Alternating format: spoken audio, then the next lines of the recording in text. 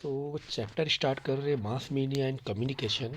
तो mass media का daily life में क्या यूज़ है, तो मुझे लगता है मुझसे बेहतर आप लोग जानते हो कि किस तरीके से आप लोग न्यू जनरेशन स्टूडेंट लाइफ अगर हम कहें तो किस तरीके से इस्तेमाल कर रहा है मोबाइल, इंटरनेट, सोशल मीडिया।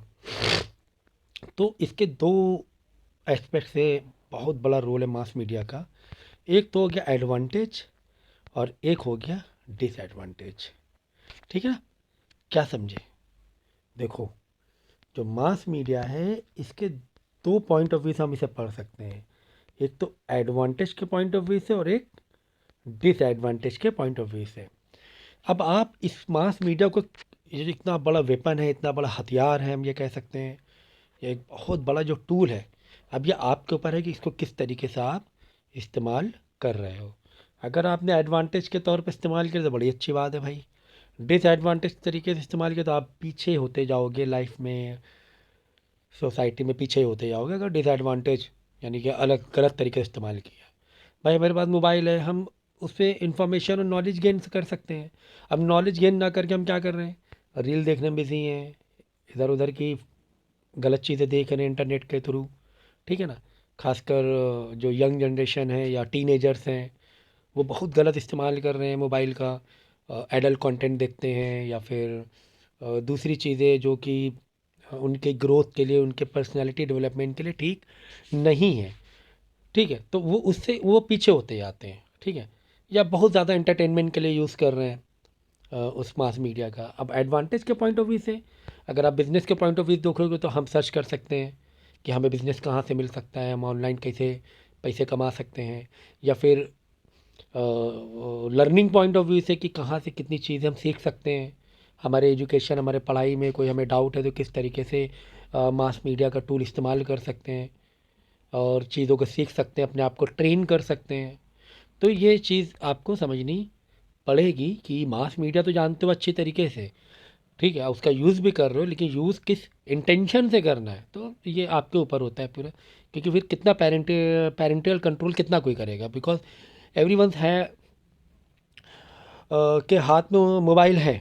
ठीक है ना? अब उनके हाथ में, उनके पॉकेट मोबाइल है, तो पेरेंटल कंट्रोल कितना किया जा सकता है, कितना कोई इंसान झांक के देखेगा कि उसका बच्चा क्या कर रहा है। तो ये मेन चीज़ है। तो यही है डेली लाइफ में हम क्या कर रहे हैं। मीनिंग ऑफ मास मीडिया मैंने बता दिया, कम्युनिकेशन कितना स्ट्रांग हो गया है through the WhatsApp, through the Instagram, through the social media. Video calling से हम कितना अच्छा कम्युनिकेशन करने लगे हैं। फिर modern mass media, history and newspaper. तो पहले क्या था, हिस्ट्री न्यूज़पेपर के थ्रू, रेडियो के थ्रू, टेलीविज़न के थ्रू अप्रोच होता था, कनेक्शन होता था या मास। तो बेसिकली मास मीडिया में हम लोग है ना, क्या करते हैं कि वन सोर्स को लाखों लोगों तक पहुंचाया जाता है ना? जैसे आपने कोई छोटी सी कोई चीज़ कंटेंट बनाया इंस्टाग्राम या यूट्यूब के थ्रू, वो उसके उस यूट्यूब के थ्रू कितने लोग देखते हैं, लाखों लोग देखते हैं कि देखते हैं। यही होता है मास मीडिया। मास मीडिया इसे कहते हैं। ठीक है ना? पहले टेलीविज़न के थ्रू, टेलीविज़न में न्यूज़ एक सोर्स है न्यूज़ का निकलने का, बाहर आने को, उसको लाखों लोग देखते थे। न्यूज़पेपर में, एक पेपर में पूरी खबरें, उसे लाखों लोग वही सेम खबरों को लाखों लोग पढ़ रहे हैं। तो यही होता है मास मीडिया। तो पहले क्या था, प्रिंट मीडिया था, टेलीविज़न, रेडियो था, लेकिन अब मॉडर्न की बात करेंगे तो पता ही है आपको किस तरह इंटरनेट और सोशल मीडिया रोल प्ले कर रहा है। तो ये सारी चीज़ें आप पढ़ लेना। तो इसमें कोई ऐसा नहीं है कि कोई वैसा कॉम्प्लिकेटेड टॉपिक हो, क्योंकि आप लोग डेली वाइज इससे कनेक्ट हो इस टॉपिक से, तो आराम से कर सकते हो। मास मीडिया मीनिंग मैंने बता दी, किस तरह एक पॉइंट से लाखों लोग तक के चीज़ें स्प्रेड हो रही हैं, इन्फॉर्मेशन कैरी हो रही है, इन्फॉर्मेशन ट्रांसमिट हो रही है, इन्फॉर्मेशन ट्रांसमिट हो रही है। तो ये हो गया सोर्स आपका, सेंडर, उसका मैसेज, और जो रिसीवर है, डेस्टिनेशन जो बैठा है वो लाखों लोग बैठे हुए हैं। ठीक है ना?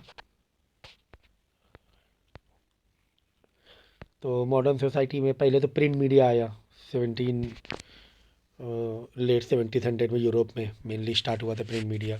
वहाँ से काफ़ी बड़े बड़े रिवोल्यूशन हुए जब प्रिंट मीडिया प्रेस आया। काफ़ी रिवोल्यूशन हुए। पहले आप देखोगे क्या सिस्टम चलता था पॉलिटिक्स, और कोई डेमोक्रेसी थोड़ी ना थी, है ना? डिक्टेटरशिप मेनली हुआ करती थी। ठीक है ना? इलेक्ट्रॉनिक मीडिया आया, फिर ऑडियो वीडियो विजुअल मीडिया आ गया। ठीक है ना? इलेक्ट्रॉनिक मीडिया में टीवी आप कह सकते हो, रेडियो कह सकते हो, ऑडियो विजुअल में आप मोबाइल हो गया, इंटरनेट, कंप्यूटर, टीवी भी आ जाएगा विजुअल मीडिया में। ठीक है, विजुअल मतलब जिसे हम देख सकते हैं। तो ये सब बेसिक चीज़ें हैं, ये पढ़ लेना। यही चीज़ें लिखी जो मैंने बताई थी। वॉचिंग क्या है, यहाँ पे देखा था मैंने कुछ, watching sports on the screen rather than playing themselves. तो बहुत से लोग ऐसे हैं ना कि हम लोग हेल्थ इश्यूज बहुत हो रहे हैं कि बहुत ज़्यादा वर्चुअल वर्ल्ड में चले गए हैं। मतलब गेम खेल रहे हैं, क्रिकेट अगर खेल भी रहे हैं तो कैसे खेल रहे हैं, मोबाइल में खेल रहे हैं। लूडो खेल रहे हैं तो मोबाइल में खेल रहे हैं। तो उतना माइंड शार्प कैसे हो पाएगा। तो ये हेल्थ इश्यूज़ होते हैं। आइज़ में कितना इफेक्ट पड़ रहा है। छोटे बच्चे जो होते हैं उनको अगर पेरेंट्स को खाना फीड करना होता है तो मोबाइल देना पड़ता है हाथ में, तब जाके वो खाना खाता है वो, है ना। ये तो हम देखते ही हैं। फिर न्यूज़पेपर की हिस्ट्री के बारे में बताया किस तरह 1780 में, देखो है ना, लेट 17 18 सेंचुरी, 1780 मतलब होता है 17 सेंचुरी ख़त्म होने के बाद 18 सेंचुरी, याद रखो। ये 1780 है ना, मतलब 17 ख़त्म हो गया और 18 स्टार्ट हो गया, तो लेट 18 बोलेंगे इसे।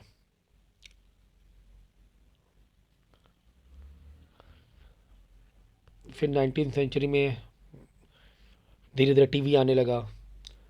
फिर 20th सेंचुरी में मोबाइल आ गए, है ना।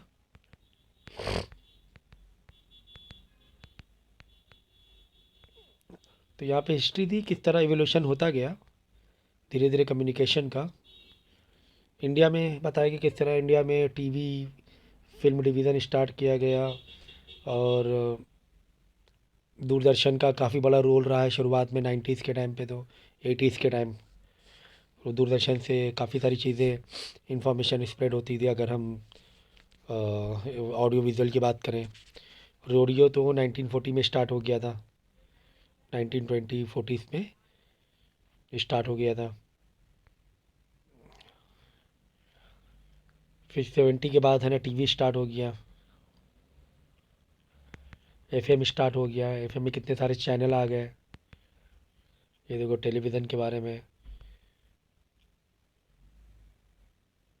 देखो, 1960 में हुआ था लेकिन उतना पब्लिक नहीं हुआ था। पब्लिक है ना 72 में country second television centre was set up in Mumbai, है ना। फिर देखो दूरदर्शन, देखो in April 76 Doordarshan was separated from All India Radio and was made a separate department. 84 a second channel was added daily provide an additional view, चल DD Doordarshan, DD sports एक अलग channel हुआ, start हुआ। तो इस तरह पूरी हिस्ट्री लिखी हुई, इट्स लाइक हिस्ट्री में पढ़ लेना, समझ लेना। तो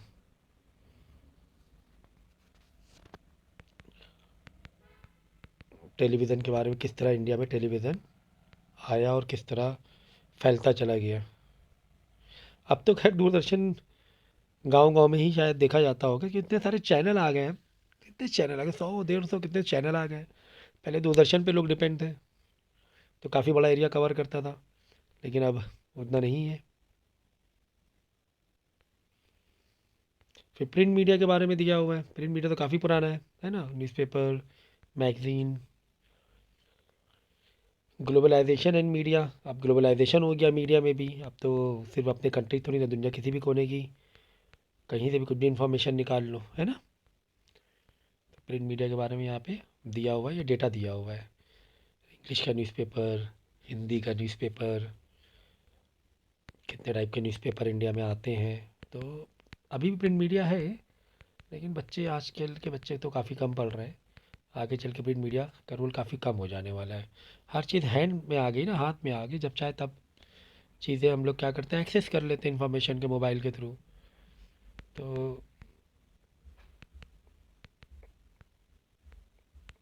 डबल डबल पेज,